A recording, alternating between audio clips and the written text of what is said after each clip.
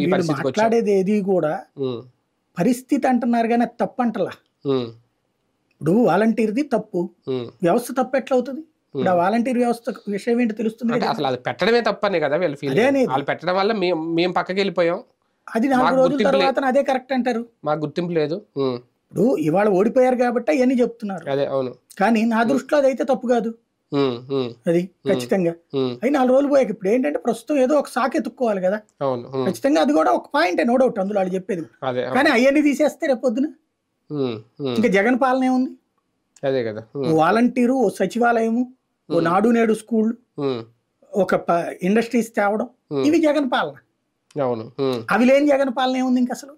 అదే కదా. అంటే వన్ మ్యాన్ ఆర్మీగా ఆయన పాలన సాగించారు అనేది కూడా ఒక రకంగా ఖచ్చితంగా తప్పయిందా? అది అది ఇప్పుడు చంద్రబాబు ఇదివరకు ఆత్మవిమర్శ చేసుకుని ఇప్పుడు కరెక్ట్గా చేస్తున్నారు. ఉమ్, ఇప్పుడు జగన్ వాళ్ళు ఓడిపోకుండా ఉండుంటే గనక అది అవును. మారేవాడు కాదు, ఇక అంతే కంప్లీట్ గా నెక్స్ట్ ట్రిప్ కంటిన్యూ అయ్యారు. కంటిన్యూ అయ్యేది. ఓడాడు కాబట్టి ఇప్పుడు తెలుసుకుంటాడు. అదే కదా. రైట్, చూద్దాం ఇంకా